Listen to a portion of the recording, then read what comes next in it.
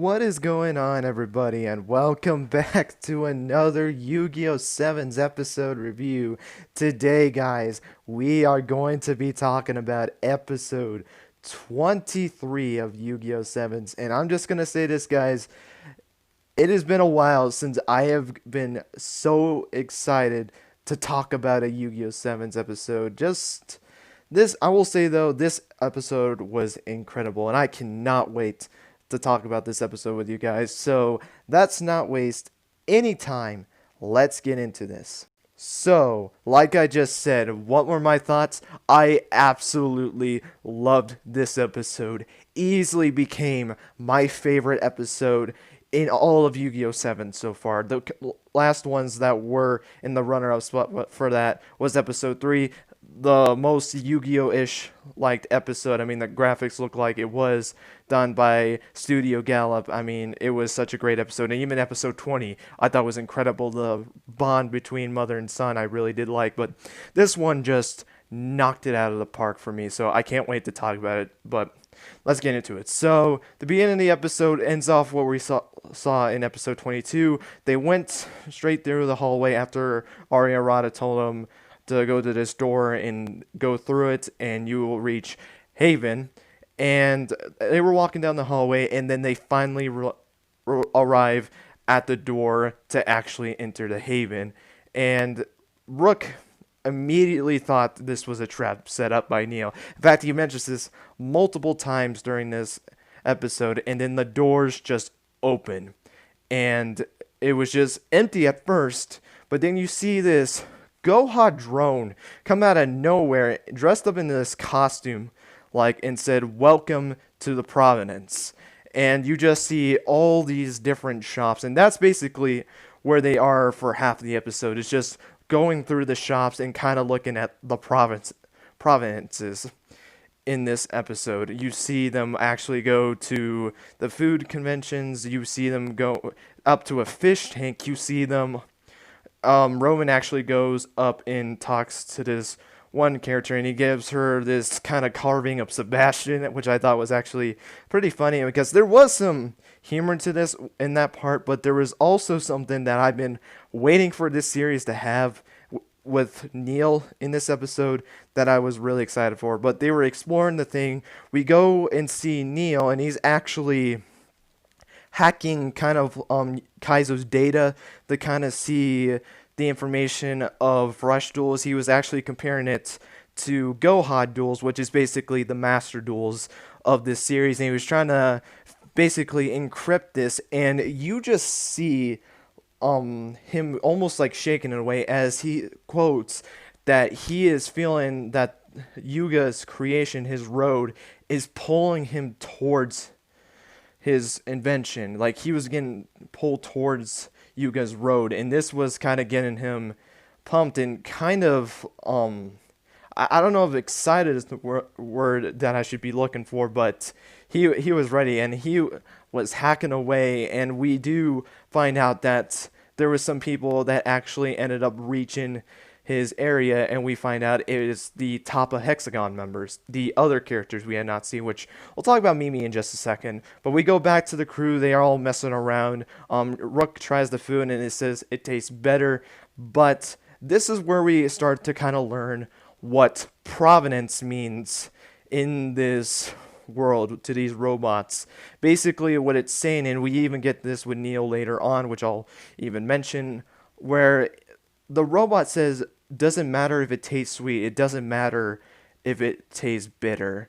It's our creation, it's what we like. That is provenance. So basically, what I got from this is that, and I think this is where they were kind of going, was that basically what they're meaning by provenance is that it doesn't matter what the whole world should think. As long as you like it, or you like the design of it, it should be good. And that's what the provenance is. I remember when you had the shirts that was like, you had the left side like all the way short, like if you're wearing a short sleeve shirt, and then you had the other side was just long as heck. I mean, when Roman put her arm into it, like, it was just like a good like inch away from her hand from actually slipping out. and she was talking about how that was the providence. In fact, when Yuga went and read his fortune, it was blank, and this is where they kind of say you make your own path, you make your own providence. Basically, you make your own goal, and then you just see. And I love the symbiote. It's just Yuga floating in space with his 7 road monsters, his magician, witch, and mage. Surprisingly enough, Blue Eyes was in there. I don't know what in the world that meant. I guess maybe because, Otis kind of like led him up to this, so maybe that was a representation of him kind of like following him, I guess. I don't know. But this is where he kind of starts to understand provenance. But before we actually, because around this time, after they kind of mess around, they were getting sick and tired of it. I think they were just tired of the fact that everyone kept referencing provenance. Even one time, Yuga just come thinking back at provenance, and that's when the whole scenario where he's like, I think I understand what Neil is implying by provenance. And this made him even more excited to duel Neil once and for all. And we go back to Neil. This was actually before the whole interaction with the like notes.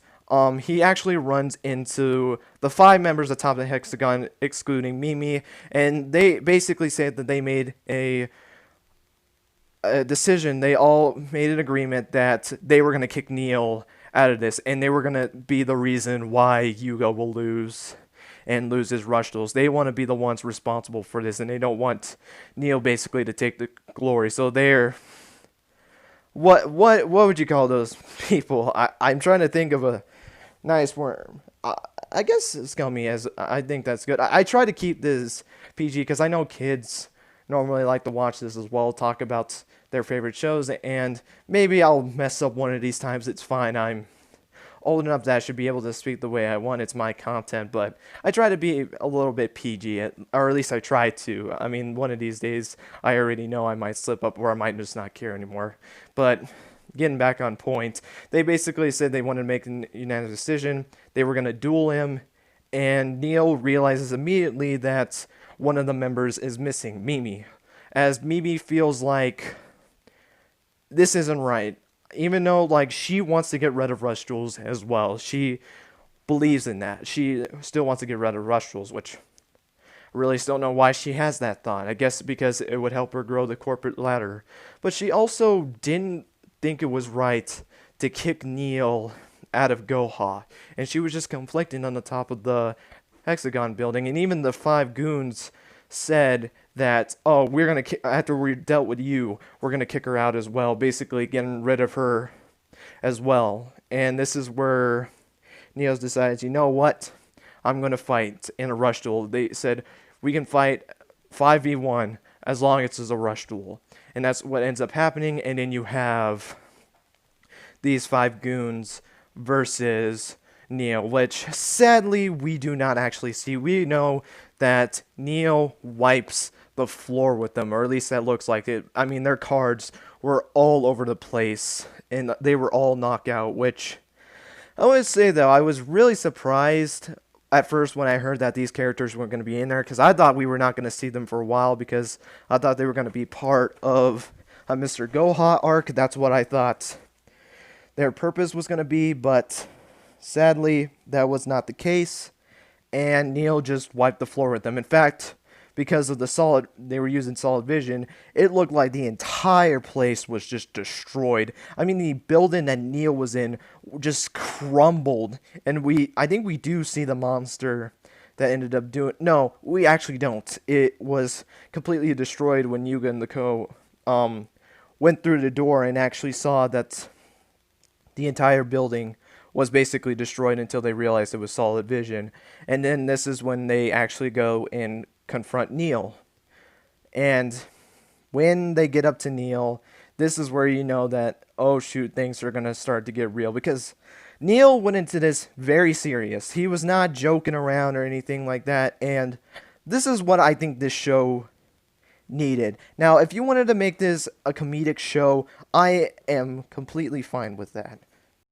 Because we literally just went through an entire series, Yu-Gi-Oh! Vrains, the last series that we had, that basically the entire show was life or death. It was a very serious anime. So to have some comedic moments is completely fine. To have just a show that's comedic relief is completely fine. I think having like those big differences is completely fine to have.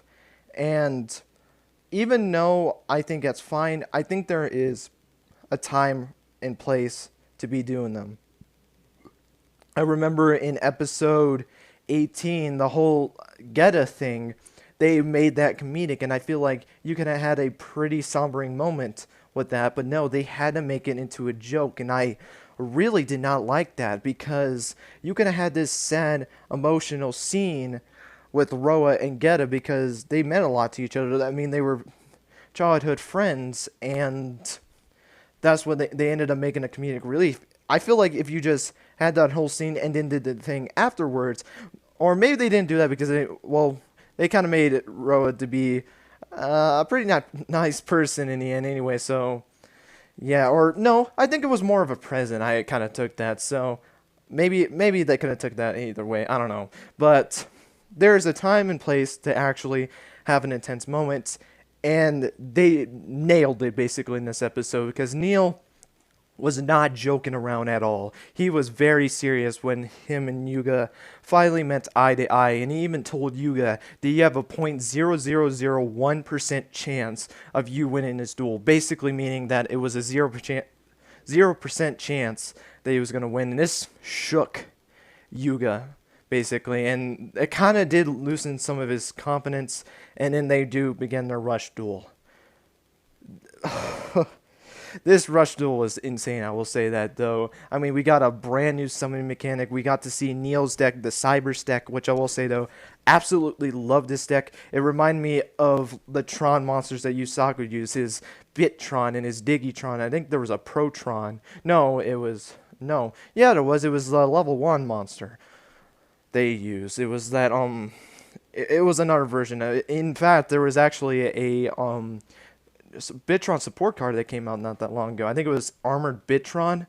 Hold on, I have the card right beside me. Yes, it was Armored Bittron. Armored Bittron was the card that was released not that long ago. So you had these like different versions, and each of them represent like time and what I think it was like 4, 3, 2, and 1. I think were the numbers that represent. It was either that or 3, 2, 1, 0, but I think it was 4, 3, 2, 1.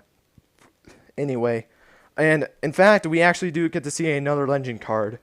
We actually saw, it was trap hole. We saw 2 different trap holes. We saw the classic trap hole, which when your opponent summons a monster with 1,000 or more attack, it's able to destroy it. And then we saw a quantum hole, which lets you draw 2 cards when a monster is destroyed, and you have to send 2 cards from your hand to the bottom of your deck, which he does that a couple of times during this duel. And I will say, though, even though Yuga did pretty good, he actually got him down to 1,800 life points. He did over half of his life points. He got rid of over half of his life points. But he was honestly no match for this kid, as he kept playing different combos. He kept sending his monster's graveyard to draw. I can't remember the exact names of the Tron monsters, which I really do hate because I love Cybers and I love to research them, but I did not for this video, and I will make sure that I look up those 3 monsters again. I know they were like YG3 Dragon Heaven of Tree or something like that, where it was the big ace monster that he summoned during this duel, but he kept sending the cards to the graveyard, and once everything was set, and he mentioned this a couple of times, like, who is the one to decide how tall a mountain is, if the sky is blue, why the seas have currents, and that was basically his whole motto. And then you had this incredible summoning chant throughout. I think he was like talking about like light and darkness. He talked about like sea and all that kind of stuff. I can't remember the full chant off the top of my head. And then it's intense when he goes maximum, and then he places his 3 monsters on the field, and we get introduced to maximum summoning, the new summoning for Yugioh Sevens. And for right now, I can't give a full review on it, to be completely honest. We don't know really anything about this. All we can really know is that with maximum cards, they actually have three statuses, or at least one of the cards does. You have the regular attack and defense, and then above it there is a max attack, which when you maximum summon, that will be the attack points of that maximum monster. And it looks like it looked like it took three monsters, maybe it can take two, but it basically what it is, when the three monsters were placed on the field, the zones actually came together and combined the three monsters into one, which I think were really cool. You know, we're used to different like summoning like mechanics, summoning cards like Ritual, Fusion, Synchros, Xyz being their own card, but this is three cards actually put together in one. I think this is like a close resemblance to Xyz, like you know how the monsters actually become the overlay units or the Xyz materials, and that's how you can actually use their effects. But these are basically three monsters combined into one, which, to be honest, I think this is a cool summoning mechanic. I really don't know fully what I think about it. Once we get a full information on this, then I can probably do a video kind of discussing my whole thoughts on Maximum Duels, because I'm kind of in the middle between them. I think they're really cool. I'm really wondering if they're going to be in the Master Duel format. If I had to make a prediction, I actually don't. I do not think that Maximum Summoning is actually going to be in the Master Duel format. I think this is going to be a Rush Duel exclusive, so we'll have to see, but maybe we'll see Master Duels, which I'll say the statement too. I do not think we're going to be seeing Master Duels at all in this series.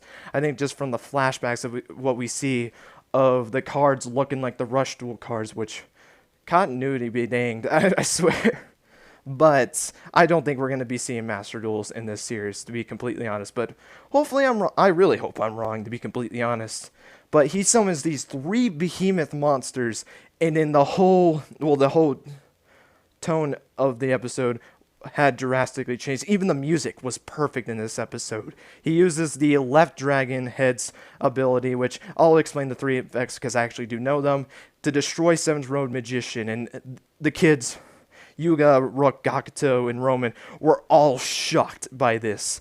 And then basically Yuga just took a direct attack from this dragon and ended the duel. He basically OTK'd Yuga. I have not seen a protagonist lose this badly since Yuya lost to Jack the first time in Yu-Gi-Oh! R5. Even when in Zexal, when Yuma met Kaido for the first time, or Kite in the dub, that was intense. Like, Kite wiped the floor with them. Yusei versus Kallen. Kallen destroyed Yusei. Even though he was able to hold his ground, I don't think he got Kidu lower than 3,000 light points, or maybe at least the 2,000 light points. But he was overwhelmed by the Earth Mountain Maro Kokapaka Poo, and basically flew off his D-Ram and even got impaled. Well, if you watch the sub, he got impaled. In the dub, he just had his chest hurting because he fell off his D-Will. GX, I guess maybe Judai versus Zane, I guess maybe.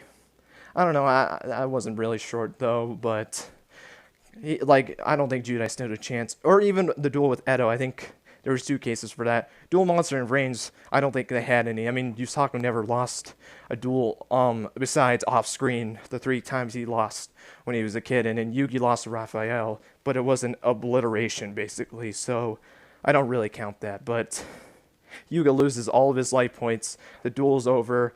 For you guys wondering what the other monster's effects were, the middle head, basically, it makes it to where your opponents cannot target this card with trap cards, which is all 3 of the monsters.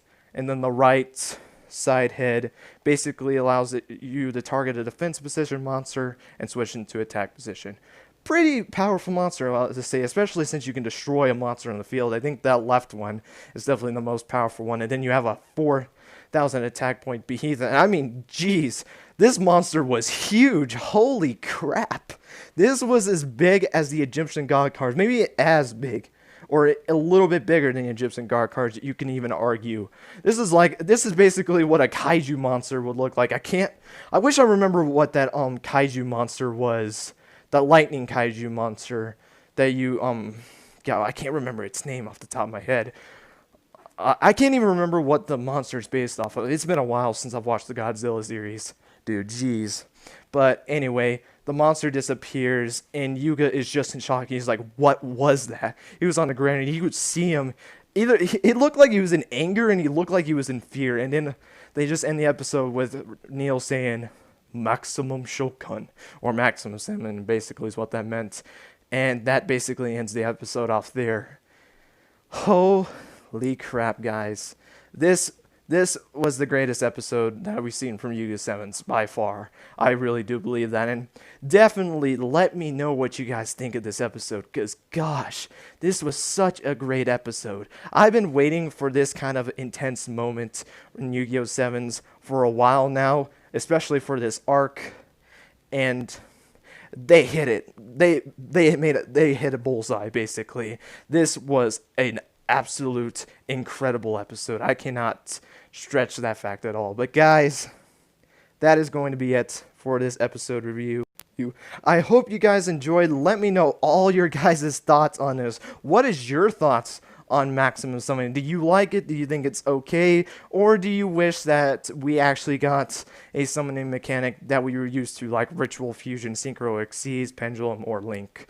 I would love to know you guys' thoughts on this episode. I'm very excited to see Neil in action again. I can't wait to see that behemoth. I want to just see how Yuga grows after this. And I can't wait to see what happens in the next couple of episodes. I mean, the arc is about to end in 3 episodes, so it's going to be pretty interesting of where they kind of take this route. I can't wait to see what happens. And with that being said, thank you guys so much for watching. And until next time, guys, take care and have yourselves a great rest of your day. Bye, guys.